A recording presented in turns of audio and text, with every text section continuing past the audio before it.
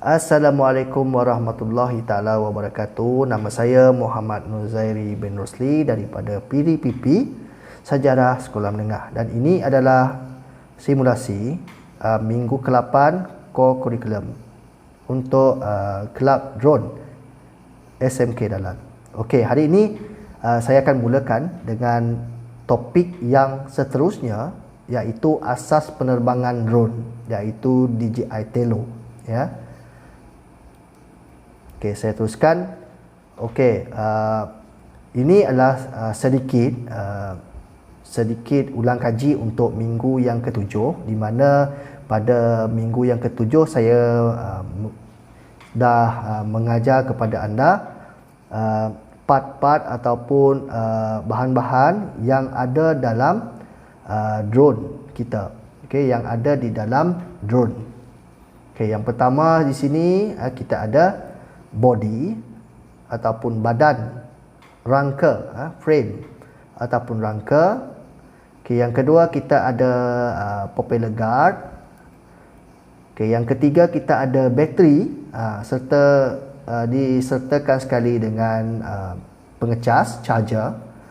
Okay, di sini yang keempat adalah charging cable ataupun USB. Okay, yang terakhir adalah propeller. Setiap fungsi ini saya dah terangkan kepada anda pada minggu yang lepas.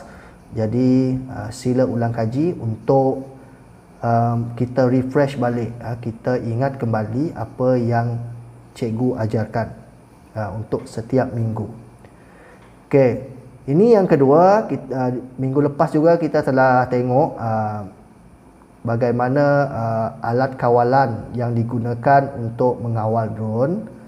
Okey, di sini kita ada DJI Gamester versi T1S. Ini controller yang kita akan gunakan nanti, dan dikuasakan oleh Bluetooth 4.0, iaitu Bluetooth yang terbaru. Kita menggunakan wireless dekat sini untuk mengawal drone kita semasa ia terbang. Okey, hari ini kita akan pergi kepada gaya penerbangan drone ataupun asas penerbangan drone. Asas kepada gerakan-gerakan yang kita gunakan di dalam menerbangkan drone ini. Okey, cikgu letakkan ada 6 di sini. Yang pertama, pengenalan kepada paksi. Okey. Yang kedua, pergerakan arah jam. Okay, yang ketiga, pergerakan apungan. Ini pergerakan yang pertama, pergerakan apungan hover. Pergerakan yang kedua, pergerakan pitch. Yang keempat adalah pergerakan roll, dan yang terakhir adalah pergerakan yaw. Okey, 4 gerakan ini cikgu akan terangkan satu persatu, di mana pada hari ini cikgu akan ceritakan kepada anda bagaimana kita nak lakukan 4 gerakan asas ini. Kalau tiada pergerakan 4 ini, kita tak boleh untuk terbangkan drone, dan ianya sangat mudah untuk dilakukan. Okey, seterusnya. Okey, kawalan jarak jauh. Ini okay, di dalam untuk mengendalikan drone bagi yang first timer ataupun bagi yang baru pertama kali memegang drone secara fizikal, ini mungkin akan dilakukan nanti, terutamanya untuk pelajar tingkatan 1 yang masa sekolahnya sangat-sangat pendek. Jadi di sini cikgu nak kenalkan kepada anda kawalan jarak jauh. Okay, di mana di dalam skrin ini terpampang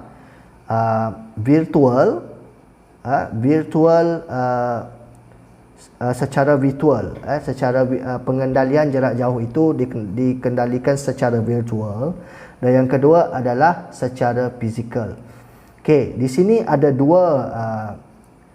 dua benda penting yang kita kena faham apabila anda menerbangkan drone. Yang pertama, komponen Global Positioning System, iaitu GPS. Okay, ataupun di dalam DJI Tello ianya dikenali sebagai Vision Positioning System. Okey, apabila kita melakukan hovering nanti, drone itu akan terapung secara automatik disebabkan oleh adanya GPS ataupun vision positioning system yang ada terbina di dalam drone tersebut. Jadi ianya tidaklah orang kata terus jatuh ke tanah, tidak. Okey. Bagaimana pula dengan drone, mod kawalan yang ada pada DJI Tello ataupun drone, mana-mana drone sekalipun. Yang pertama adalah secara fizikal, itu yang pertama. Yang kedua adalah secara pengaturcaraan ataupun codings. Ini kita nak tengok. Kalau kita mengawal drone secara fizikal, ini merujuk kepada kita menggunakan alat kawalan jauh untuk mengawal drone yang ada di atas ataupun yang sedang terbang. Jadi kita mempunyai kawalan penuh kepada drone yang sedang terbang, dan apa-apa gerakan yang kita akan lakukan itu terpulang kepada penerbang drone tersebut. Itu yang disebutkan sebagai menerbangkan drone jarak jauh secara fizikal. Okey, itu yang pertama. Bagi kawalan jauh yang kedua pula, kita ada mod pengaturcaraan ataupun codings. Ini lain sikit daripada kita mengawal drone dalam keadaan fizikal. Fizikal tadi kita kawal drone tersebut menggunakan controller ataupun alat kawalan. Tetapi yang ini berlainan, dia sangat lain kerana kita mengawal drone dalam keadaan drone itu mengawal dirinya sendiri. Yang ini. Apabila, macam mana kita nak buat benda ni? Macam mana kita nak lakukan perkara ini? Senang saja. Yang pertama kita akan menggunakan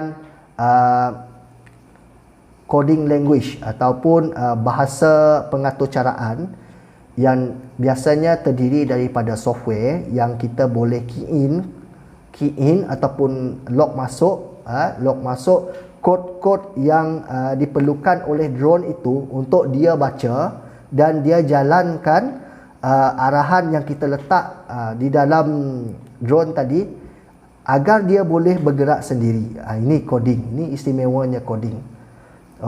Coding ini dibuat dalam dua apps ataupun dua aplikasi yang sedia ada ataupun kita boleh muat turun secara percuma, terutamanya di PC, di MacBook dan PC sebagainya. Yang pertama kita gunakan M-Block, di mana kita memberi arahan kepada drone itu untuk terbang ataupun untuk turun dalam masa yang kita nak. Sama juga dengan Python. Python ini coding language yang membolehkan kita untuk memberikan arahan secara bertulis. Kita type, dia nak pergi mana, drone itu akan mengikut arahan yang kita letakkan kepada drone tersebut. Contohnya, kalau kita ingin drone tadi tu terbang 30 meter ke atas, contoh 30 meter ke atas, kalau menggunakan M-Block, kita akan letak satu coding ataupun box. Box dia memang dah disediakan dalam M-Block lah. Disediakan dalam M-Block, fly up, fly up 30, letak angka meter M. Jadi dia akan ikut arahan kita. Kalau kita nak dia landing dengan selamat pun boleh, land down 20 meters. Itu dia akan biasanya drone tu akan slow turunkan. Kita dah coding dia tadi tanpa kita kawal, tangan kita tak bergerak apa pun. Alright, itu adalah alat kawalan. Ada dua tadi. Yang pertama secara fizikal, yang kedua secara pengaturcaraan ataupun codings. Seterusnya kita pergi kepada asas gaya penerbangan. Di sini kita pergi terus kepada pengenalan prinsip paksi. Ini prinsip paksi. Macam mathematics kita ada X, Y, Z. Ni Kalau dalam drone pula, sebab pergerakan drone ini tidak normal, tidak normal sebenarnya. Dia pergerakan dia bebas untuk pergi ke mana-mana saja berbanding dengan kenderaan yang ada di darat. Kenderaan di darat, kalau contoh macam kereta, contoh macam kereta, dia hanya bergerak pada paksi X ke atas, paksi X horizontal dan Y ke belakang. X, Y. X, Y, depan belakang kan, itu. Dia membelok pun dia kalau kereta itu membelok ke kiri pun dia akan ikut aksis yang sama. Masih lagi ke X, masih lagi ke Y. Tetapi untuk drone ini, dia ada satu pergerakan yang daripada bawah ke atas, iaitu paksi Z. Ni paksi Z yang membolehkan hanya kenderaan udara sahaja yang ada boleh bergerak dalam paksi X, paksi Z ini. Dia boleh naik ke atas dan turun ke bawah. Right. Dan seterusnya pula pergerakan arah jam. Pergerakan arah jam ada dua, iaitu lawan arah jam dan mengikut arah jam. Clockwise ataupun counter clockwise. Kenapa cikgu letakkan benda ini? Ini benda yang mudah sebenarnya. Ikut jam dia akan ke kanan. Kalau dia counter dia akan ke kiri, betul tak? Di sini kalau kita nak faham bagaimana anatomi pergerakan drone ini, kalau kita nak tengok, kita akan lihat putaran arah jam dan anti gerak jam ni tadi, dia berlawan. Kita boleh tengok daripada drone tersebut melalui propeller. Propeller saya dah cerita dekat minggu lepas. Propeller dia akan berputar. Satu, dia ada dua putaran tadi, ikut arah jam. Yang kedua, dia counter arah jam, anti. Dia akan berlawan. Dia tak boleh bergerak dalam arah jam yang sama sebab dia kalau dia bergerak dalam arah yang sama, jadi daya tujahan itu tidak ada untuk especially bila dia nak naik ke atas. Bila anda lihat drone anda terbang tidak elok, terbang dia sengit sikit kan. Bila anda naik, bila anda naik ke atas, dia nampak macam tidak stabil, ada masalah dengan motor ataupun propeller anda. Seterusnya kita akan ceritakan tentang pergerakan hover. Pergerakan hover ini bermaksud apungan. Hover adalah pergerakan yang akan mengapungkan drone di udara. Pergerakan ini membolehkan drone naik ke atas dan turun ke bawah dengan selamat. Bagaimana kita nak lakukan pergerakan hover ini? Kalau sekarang ini anda ada drone di tangan, dan controller di tangan, alat pengawal kamu. Ini adalah cara kita nak menaikkan drone tadi, pergerakan hover tadi, dengan menekan L1. L1 biasanya berada, L ni bermaksud left, sebelah kiri atas. L1 dan tekan button Y secara serentak dan drone itu akan naik secara automatik. Jatuh ke? Taklah, dia takkan jatuh kerana seperti saya dah cerita tadi, GPS di dalam setiap drone itu dia akan memastikan drone itu tidak akan jatuh sewenang-wenangnya. Sebab kalau drone baru, drone yang kita akan gunakan di DJI Tello ini, dia bersifat automatik. Ingat tadi L1 ataupun left 1 dan button Y. Kita tekan sekali secara bersama-sama, dia akan naik ataupun take off ataupun hover. Yang kedua adalah pergerakan pitch ataupun pitching. Pergerakan ini membolehkan drone bergerak ke depan dan ke belakang. Macam mana nak buat ni? Bergerak ke depan dan ke belakang bagi drone adalah benda yang sangat-sangat penting kerana kita nak bergerak kan. Kita dah terapung, kita dah hover. Kita dah hover tadi, kita dah terapung, jadi kita nak bergerak ke depan dan ke belakang. Jadi macam mana nak buat? Okey. Macam ini. Okey, pergerakan pitch ini ke depan. Kalau kita nak ke depan, kita tekan L, left 2, left 2 dan button up. Button up.